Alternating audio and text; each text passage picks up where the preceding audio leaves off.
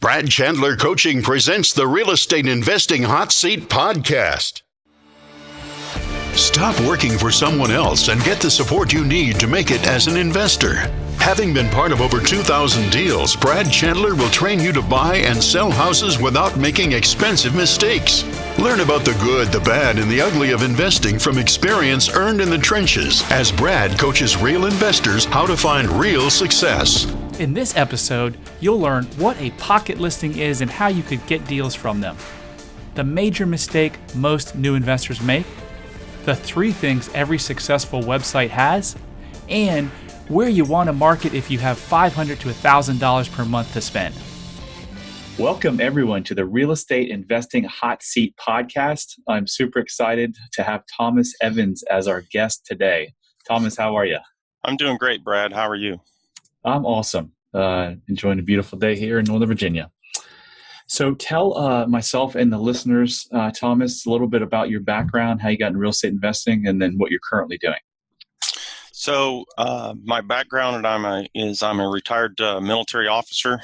Did 33 years in the Army and retired back in May of 2015. Had dabbled in real estate throughout that career. Basically, the dabbling being buy something, sell it as you move, things like that. Ended up acquiring a couple of rental portfolios or rental properties along the way.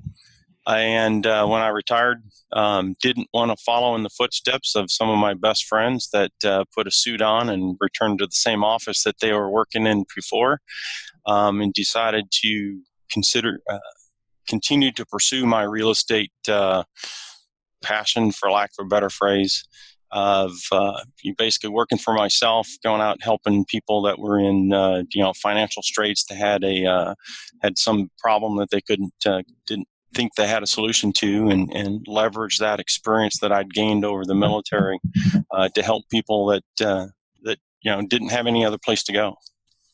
Okay, so great. That's awesome. And I want to thank you for your service to our country for 33 years. That's amazing. I truly mean that. It's awesome. Well, thank you.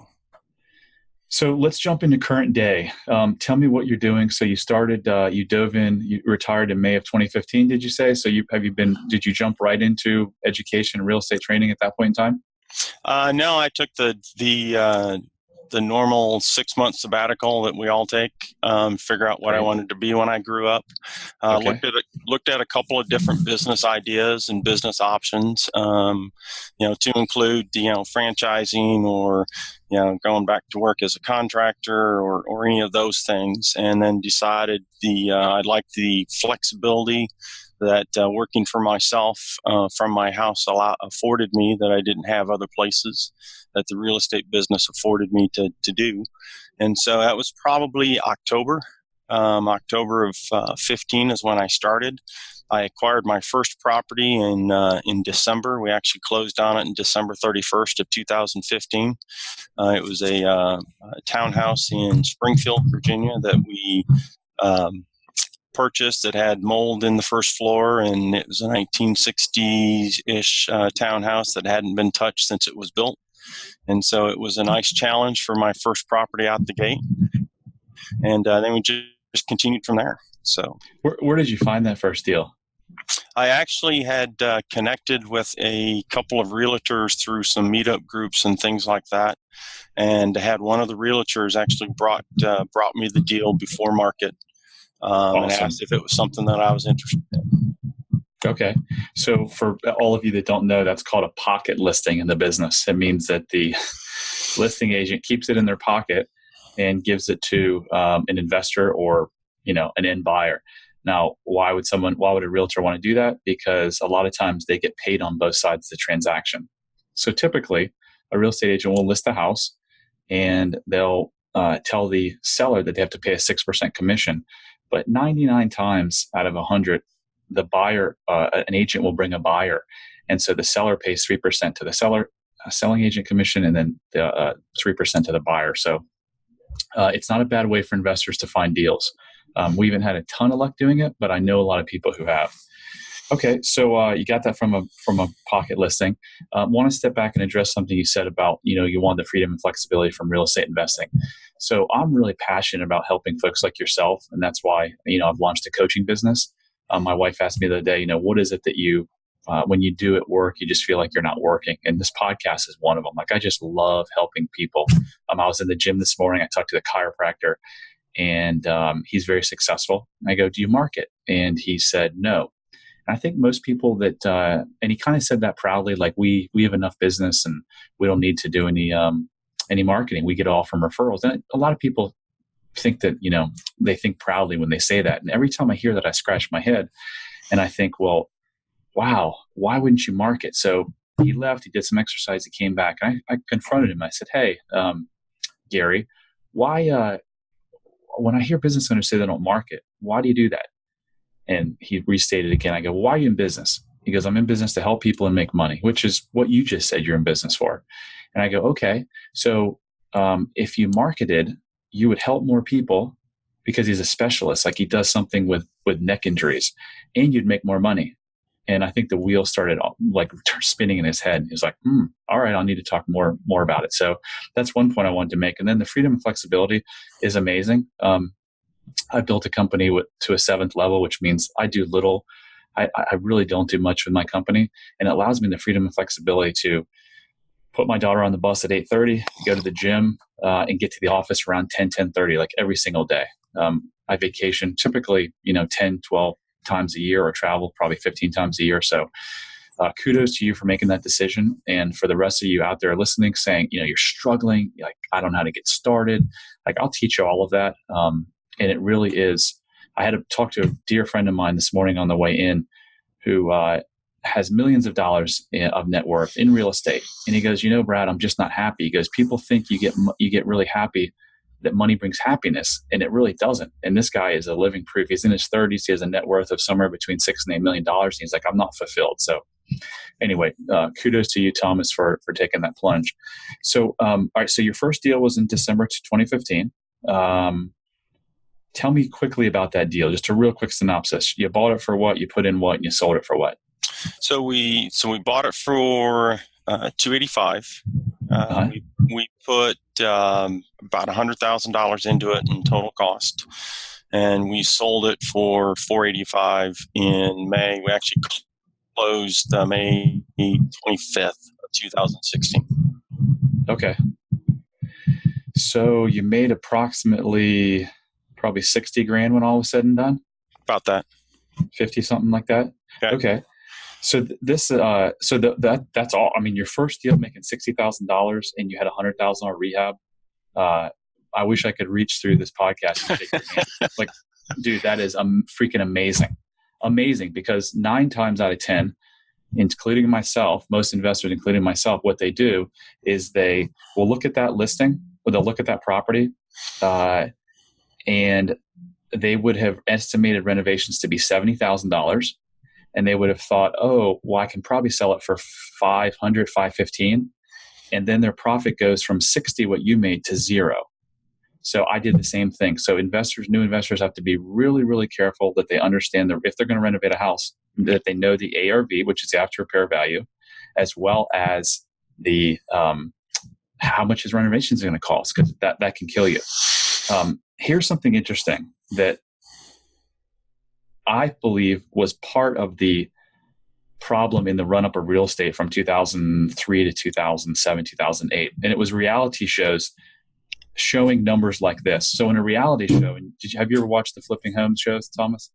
No, actually, you never have. I have people who ask me all the time, and I mean, I'm aware of them, and you hear the different names of the different shows, but I actually have never sat down and watched them. So you haven't watched any of these reality shows, but here's how they would show your deal. If there's a camera crew and they had all the at the end of it, when they flipped it, when you sold the house, here's what they would say. Thomas bought this house in Springfield for $285,000. He had a huge renovation budget of $100,000. So he was into it for $385,000, and he sold it for a whopping $485,000. Thomas just made $100,000 on that flip. Way to go, Thomas. Like, this is the way everyone should do it. Real estate's so easy. It's you get rich quick. You didn't make $100,000. I know you didn't make $100,000. You made somewhere probably between $50,000 and $60,000. And someone listening that's new is like, what? How did that happen? Where did all the money go? Well, you typically can take somewhere between 12 and 15% of the after repair value in cost, not renovation costs. We're talking about paying property taxes. We're talking about paying for the water. We're talking about paying for the utilities. We're talking about paying for property insurance. We're talking about paying the investor who is lending you the money. You're talking about realtor fees. You're talking about transaction taxes, transaction fees going back and forth, deed recording fees. Some areas are punitive. Like I think DC and Maryland range between 1% and 2% in transactions. So it really eats it up. So when you guys are looking at deals, don't ever think that, and this is how we say it in our office, it's just kind of like jargon. We say, what are the numbers? And if I asked you what are the numbers, you would immediately say to me, 285 plus 100 equals 485. Don't think that 285 plus 100 equals 485 is a $100,000 profit, because it's not. So really good lesson for everyone to learn. And I don't know, going in, when you penciled the numbers, if you thought you were going to make $100,000, do you remember doing the exercise? Oh, yes. I mean, I remember every single one of my deals. If nothing else, I'm a numbers person, which makes this, not easy, but simple, because it's just about the numbers. So when you went into the deal, what did you think your profit was going to be? Right at about 50,000, 50 to 55. Okay. We estimated renovations at 90, 95, and we came in at right at 100. So we're a little bit higher on the renovation cost than we projected. Okay. But I had a couple of friends who were in the real estate business as either builders or agents, and so able to pull against their knowledge and expertise of years in the industry. So, had 6 different estimates from contractors of what it's going to take to fix it. Was able to get 3 or 4 different mold remediation companies in there to tell me what the cost was going to be to get take care of the mold. So I did a lot of that homework of what those costs were going to be. So I knew going in, reasonably sure what my renovation costs were going to be, as long as we didn't run into something we didn't anticipate. Okay. So after hearing you do that deal, it's truly amazing. I'm still dumbfounded that your first deal, you did so well. So I'm guessing that you're now almost nearly retired and you've done 50 deals and life is great? No. So one of the rules when I started all this, my wife imposed on me, is that until I got my sea legs underneath me, that I could only do one at a time. So after I finished that deal, then I started actively looking for my next property. And so that one was in Herndon, Virginia. We bought a severely distressed 3-bedroom, 1-bathroom, split-level house. That was we actually picked it up from a wholesaler, and that one was full of. So where the first one had mold, the second one was full of cat feces and used adult diapers. Very nice. Yeah, we've seen it all. You know, the more houses you renovate and buy, I could spend an hour. I should do a show on that. The crazy stuff that we've seen. So, okay, now we know the brains behind the organization. It's your wife, and yes. your wife, very, very smartly said, "Don't freaking do too many at one time," because we've made that mistake multiple times. So good for her. All right, so now we're fast forwarding. We're sitting here. It's July 2017. What are your goals going forward, Thomas? So my goals going forward was, last year we did essentially 2 properties, and we did the Springfield property and the Herndon property. Okay. This year we are finishing up our first property. We should be back on the market in about a week. We're starting our second property. My goal is to do another 1 to 2 properties this year. So basically double my production from last year. So where last year I did 2, this year the goal is to do 4, and basically each year double that capacity up to about 8 to 10 properties a year. Okay, and why 8 to 10 properties? It's just, I think that's about, since I'm a hands-on kind of person, and that's about what I can manage going forward. And, as opposed to farming it out to somebody else. Right. Okay. Does money come into this? Do you have goals about how much income you want to make? So my goal is on the first, is the first couple of properties, the profit margin wasn't quite what we were expecting because of, unforeseen expenses that I didn't know about learning. And so my goal is, based on my revenue, is to come in. So I have more of a revenue target, and based on that revenue, to have somewhere between a 8 and 10% profit margin after that. Okay. So what did you make on the second property that you flipped in Herndon? So the second property in Herndon, it was a lower price point property. We picked it up for $247. We sold it for $400, and so we bought it in June. We sold it the end of August for $400. We made in that one. We made just shy of about $38,000. So a little bit tighter margin on that one in order to pick that property up. There wasn't near the room in that one between the purchase price and the ARV that we had on the Springfield property. Okay, so it looks like you're looking at total revenue, total income. You want to make about $300,000 to $400,000. Yes, without your overhead and expenses and stuff. Okay. All right. Awesome. So, what are your challenges that are keeping you from doing that? So for this last 18 months that I've been in the business, is where I've positioned myself is to really, instead of competing with the wholesalers out there and the other rehabbers that are sending out the mailers, the postcards, or the letters, or whatever it is to market themselves to the frustrated owner, is instead I've been marketing myself to the wholesalers, the people who have the deals that want to sell them. And that's been successful.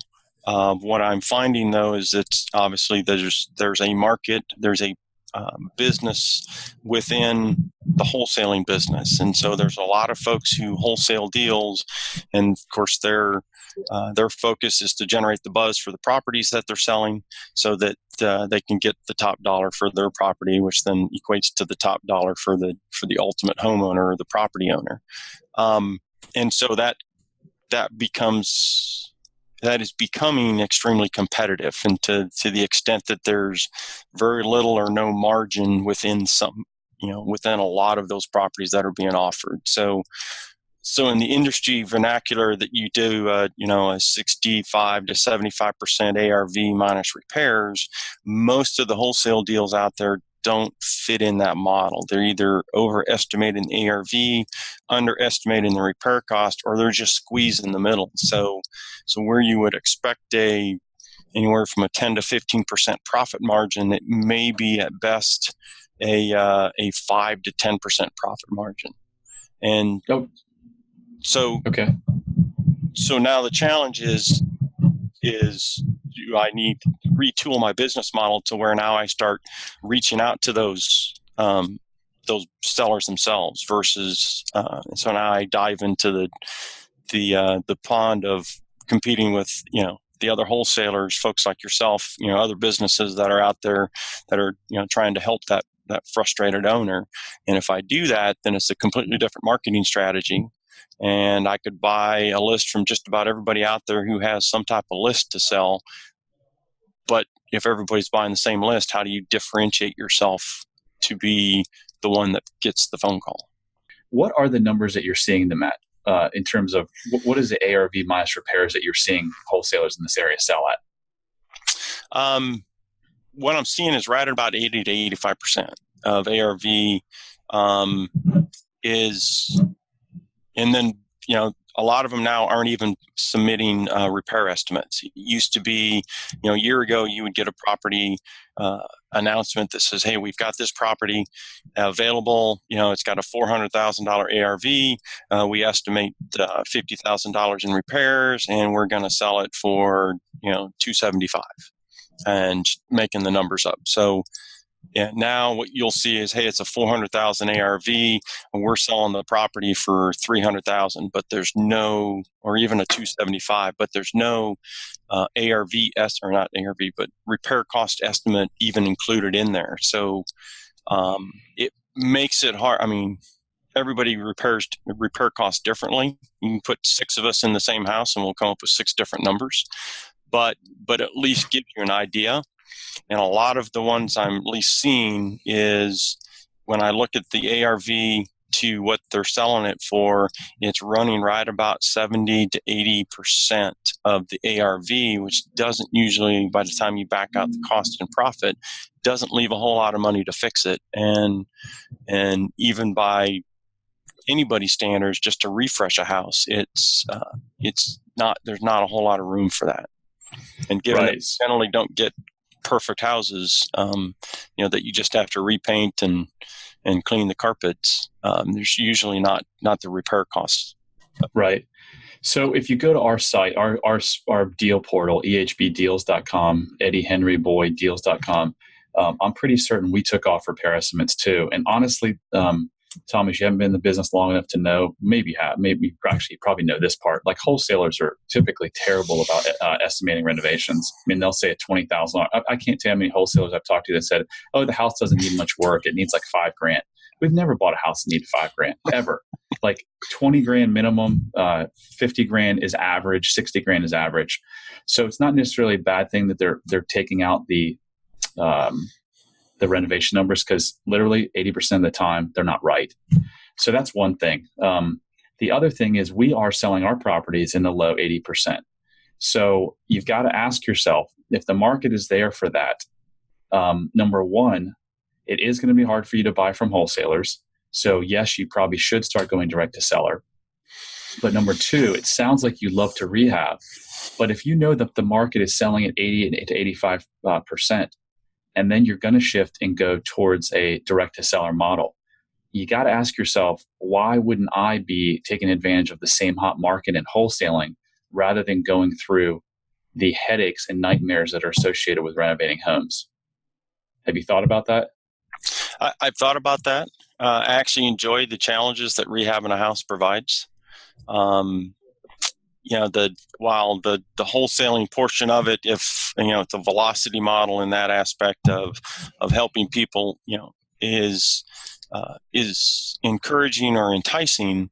I like helping people, but I also enjoy the challenge that rehabbing a house entails. So it's either solving the problems that come inherent with the house, or how do you take this blank canvas, because it's a complete gut and redo, and bring this house a new life to its next future owner. Right. And that's the part that I enjoy I enjoy helping the people. So the lady that we just purchased a condo from, she was in constraints that she needed to sell, needed to sell quick, and we were able to get a deal that helped her out to buy another property to move into. But now I also have the ability or the opportunity to, rejuvenate this condo and bring it new life to a family that'll make it their home sometime in the next couple of months. Okay. Yeah, I get that. So I don't mean to rain on your parade, but since you've only done 3 rehabs, you haven't gone through, maybe you have, but doubtful, you haven't gone through buying a house and figuring out that you missed the structural issues, that you missed mold, that the roof really does need to be replaced and you didn't budget for it, and now you've lost money. You haven't gone through getting a demand letter for $200,000 saying that you didn't tell me about the leaky basement, and now you're involved in a lawsuit. So you may love it now, and you may love it in 10 years from now. I could be completely wrong. But after rehabbing, we've bought and sold since 2003, sold, and wholesaled somewhere in the 2,200, 2,300 range. Of those, we probably renovated 1,400 of them. So we've seen it all. And that stuff is really hard. And when you scale, now you're not talking about scaling to our level, because we do a couple hundred, so 8 to 10 is definitely manageable. So if you continue to go that route, Thomas, I just want you to know, one of the reasons I started this coaching is because we made millions of dollars worth of mistakes. We've made millions of dollars, and we've made millions of dollars worth of mistakes. You wouldn't know that. So I'm telling you that. Just be real aware that you may want to consider, it already sounds like you're going to go direct to seller, and then we're going to shift the conversation in a second. We'll talk about how to do that. But you really should test the waters. We have a buyer's list of thousands and thousands of people. We have a co-wholesaling deal where you bring a property to us. We handle everything in terms of the open house, the transaction, getting to closing, and you keep 60% of it. And you literally might be able to make close to the same amount of money you made with zero risk. So it's just something you want to consider. I'm not doing that to pitch my product. Even if you don't use us, you may want to consider just testing the wholesale, because as much as you like rehabbing, can you imagine if that Herndon house, you could have gotten a $40,000 check within 10 days of signing it up, as opposed to going through all of that work, and then all of that time you spent fixing up that house could be spent on building your business, building an infrastructure, getting your marketing set up, your system set up. So just something you should consider. Mm-hmm. So let's pivot now and go to since you want to make the move and go direct to sellers. Tell me, are you doing any marketing now? Not much to speak of, no. Because I'd been focusing myself on, connections and networking with other wholesalers, or with wholesalers or other rehabbers that have excess properties, real estate agents for pocket listings, things like that. So, I wasn't directly marketing to homeowners themselves, other than through word of mouth and conversations with neighbors or organizations of, this is what I do. If you know of anybody, please give them my number and my name, and we'll go from there. So I've that has generated a few leads, none of which have panned out into properties yet, but I haven't done any direct marketing to that homeowner in suburbia, Virginia. Okay. All right. So what is your monthly marketing budget for that?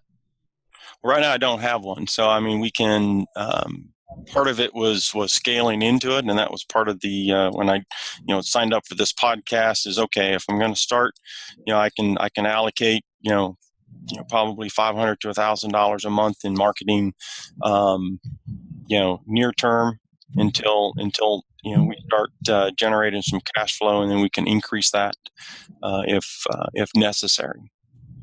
Okay. And how did you come up with it? Do you mind if I ask you how you came up with the 500 to 1,000? Based on my revenue and what I have available, that equates out to somewhere between a $6,000 and a $12,000 a year marketing budget, and that's after all the other expenses of the business, as you're well aware of. That's about what I can pull off the top and still turn the lights on in the house and things like that. Gotcha. Okay. All right. So it typically costs $4,000 to $6,000 to get a deal. So keep that in mind, that if you're marketing, it may take you 4 months to get a deal. You could get lucky and get a deal day one. But typically in this market, you're going to be looking at a $4,000 to $6,000. And you may think like, oh my God, so I spent $4,000. I'll spend $1,000 a month for 4 months before I get a deal.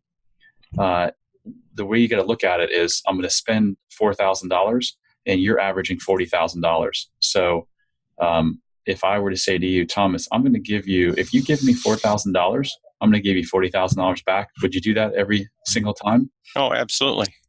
So that's the beauty about marketing. The beauty about marketing, unlike anything, including the stock market, when you get really good at this, we know that when we put $1 in, we're getting $4 to $5 to $6 back every time.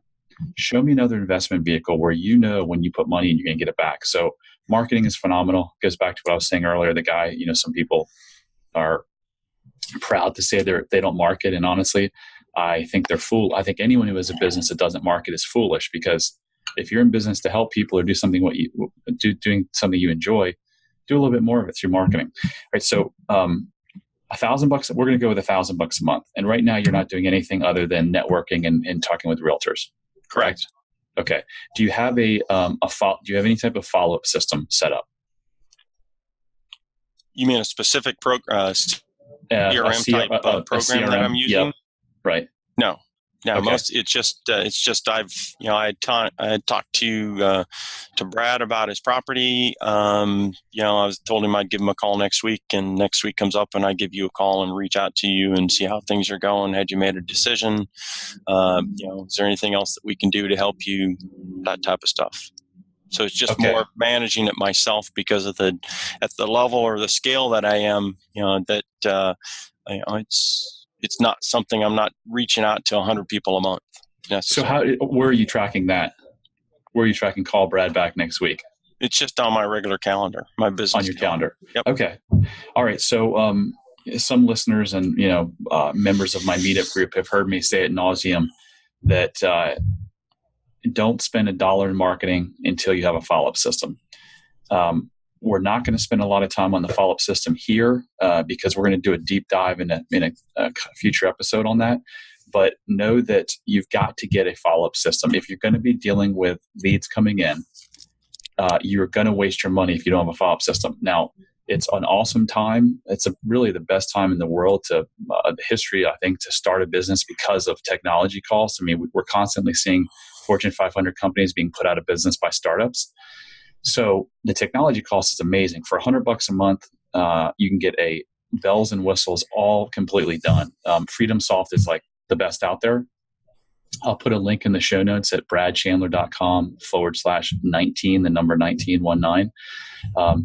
But you can get cheaper, but you have to build it out. So you can go with something like Sugar or Zoho CRM. You can build that out. FreedomSoft, right out of the bat, just boom, you turn it on and it's ready to go. It's got all kinds of amazing bells and whistles. So just please take my word on that. Do not spend $1 in marketing until you have a follow-up system. Now we're going to transition to marketing. So if you've got $1,000 to spend, you've got 3 options, in my opinion. And by the way, I wrote a really detailed article about how to find motivated sellers on a beer or champagne budget that I will put in the show notes, again, at bradchandler.com/19. And it walks through all of the marketing that you can do, whether you have $0 to whether you want to spend tens of thousands of dollars a month. So definitely check that out because I don't have the time to go into detail on all those, but I think you and the listeners would enjoy those. I also will put an article in the show notes about follow-up systems. So definitely check that out. So getting back to marketing, you've got 3 options, Thomas, that I see. You can do pay-per-click advertising through Google AdWords. You can do direct mail, and you can do bandit signs with that type of budget. So let's start. I'll break those out and go into a little more detail. With PPC, you can start with a budget, as little as $500 a month. It's a little tricky. $1,000 is a little bit of money on pay-per-click. So if you went and hired a firm, they're going to try to charge you a management fee. And typically, most companies will start out with a minimum management fee of $1,000. So this may be something that you need to find a friend or a buddy or yourself just to figure out. And there's a ton. Google does an amazing job of training you how to do it. So I would definitely do that.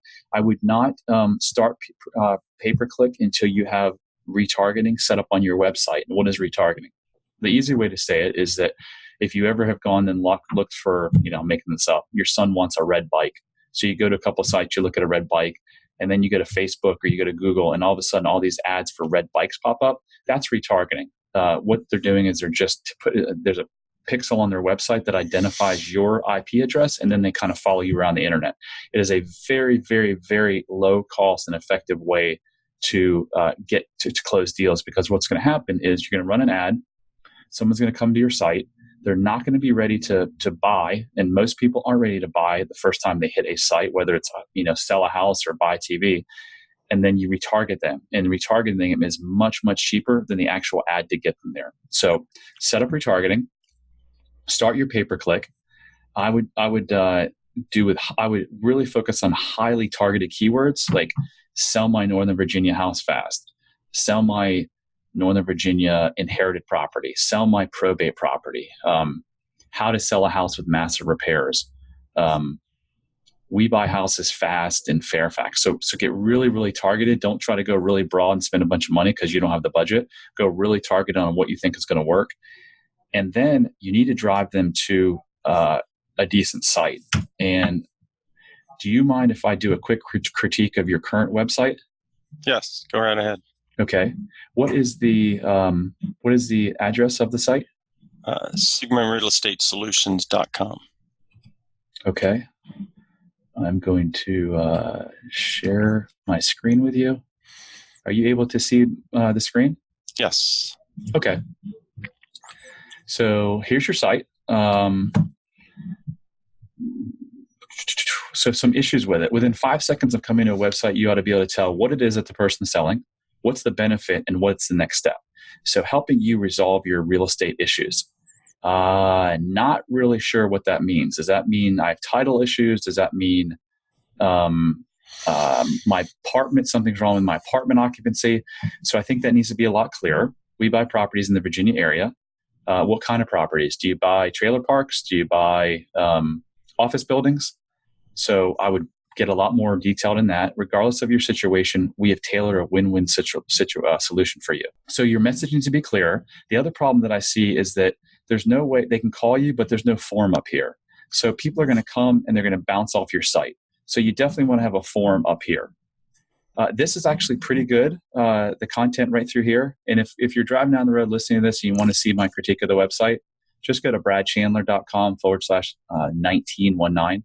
You've got some formatting issues. You see on the right here where these are all lower, so your eyes just kind of looks weird. Who built the site? It was actually, I built that myself. Okay. So I'm going to click on how it works really quickly. So you got different font here. You're not marketing, so I hope you don't mind if I beat you up. But this is it's not a high converting site. You can have the prettiest site in the world. So I would highly recommend you go to a company like On Carrot that has a prepackaged site for, again, $100 a month, and they get 10,000 leads a month or some crazy amount. And so they've tested everything. So they know exactly what converts. So if you're going to spend the money on pay-per-click, you definitely do not want to drive them to the site because you will lose all kinds of money doing it. This isn't a highly converting site. Okay. So I'll put a link to their company in the show notes as well at bradchandler.com/19. All right, we're going to stop sharing this and go back to, all right, so that's your first thing. You've got PPC and retargeting. Did you have any questions on that, Thomas? No. Okay, the second option is direct mail. So if we're doing $1,000 a month budget, never do direct mail or frankly any marketing without consistency. That's part of the key to marketing. So you've got to send a minimum of 5 to 6 mailers to one house. People oftentimes will spend a bunch of money, send one mailing, say I didn't get any calls, this doesn't work. Send 2 postcards, this didn't work.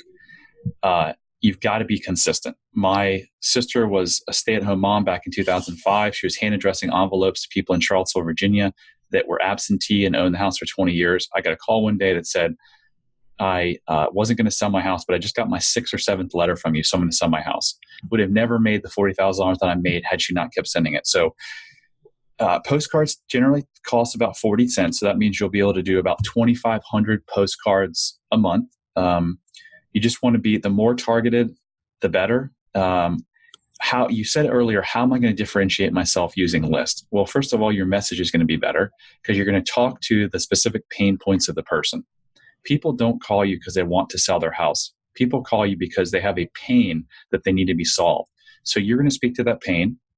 Second thing you're going to do is you're going to follow it better than 99% of the investors when you get Freedom Solved because there's going to be a kick-ass follow-up system built in. And the third thing is you're going to do that not many other people do is you're going to follow up with phone calls. So you're going to go out and get whitepages.com for $15 a month. And they have it's a paid service where you can find people's numbers. You're going to call them and you're going to say, hey, this is Thomas.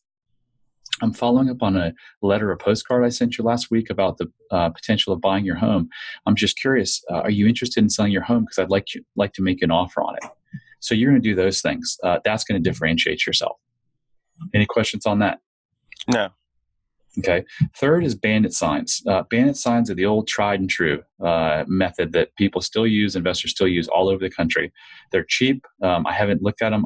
We don't do them anymore, and why don't we do them anymore? Just because it's hard to scale. It's highly labor intensive. There's a lot of moving parts, but for someone like yourself, I think they cost probably when I was buying them years ago, we were pounding. That's how I started the business because I had no money. They're probably $3 a sign. So let's say you can get 200 or 300 a month. You want to be really careful. Are there certain areas in Northern Virginia that you're targeting, Thomas? Generally around the Fairfax and Prince William County areas. Okay, so Fairfax isn't too bad. Prince William isn't too bad either. So don't take my word for it. Do a little bit of research on the jurisdictional laws. But I know for sure that in all of those areas, you're able to put them up on a Friday afternoon and take them down on a Sunday. So that's another effective way that you can, just very standard. We buy houses and then a huge number. Don't put anything else on there. You don't need to put any condition, any situation. Just we buy houses, and then a telephone number. And that telephone number will again go into your CRM system and follow up. So those are the things that I would do. You've had luck. You've made, I didn't ask you about your numbers on your other deal, but it looks like you've made, 6 figures on your deals thus far. So I wouldn't abandon this. I would also continue doing the marketing to realtors, the networking, because that's all really great. But if you do the things that I just recommended that you do, I see, based on you getting that first deal done, you got to be a smart guy. You've got to have systems. You got to know your numbers. You got to be tracking stuff. So I know you're going to do all of that. Based on that, your goal of getting 8 to 10 properties a year, you're going to hit that. I know you're going to hit that in the next year. You may decide that, hey, I'm going to start wholesaling properties and I want to do 20 a year and I want to double my income. So, but you can always course correct as you get down, the path of where you're trying to get to. Thoughts on that? So questions, direct mail. Everybody sells a list. You can go on Google and search for, mailing list, and you get them from listserv. You can get them from all different types of places. And so in your experience, does it really matter? I mean, is the list quality about the same among the different competitors? I mean, because I guess the concern or the thought is, if there's 100 investors in the Northern Virginia area, and that's probably a substantially conservative number, and they're all buying list, there's only so many absentee owners, and everybody's getting inundated with the same stuff. Is it just like you got back to, you talked about, the type of message, that the messaging was what made you stand out, and the follow-up and things like that.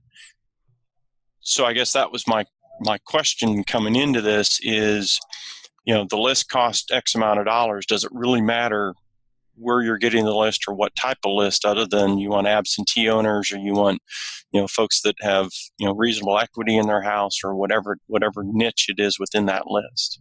It does matter. It matters a lot. There are quality providers and there's not quality providers. There's resellers that their data is inaccurate. ListSource, I believe, gets their data directly from CoreLogic. They're really only 1, 2, or 3 data providers in the country, and then everyone else buys their information from them. But sometimes when they buy it, it gets watered down, and the data isn't as good as from the 3 core ones. So I would recommend you go to ListSource. We've used them. We continue to use them, or directly to CoreLogic. Those are the 2 best providers. But absolutely, don't go to John's email list or John's whatever it is, because it could be terrible data. Okay.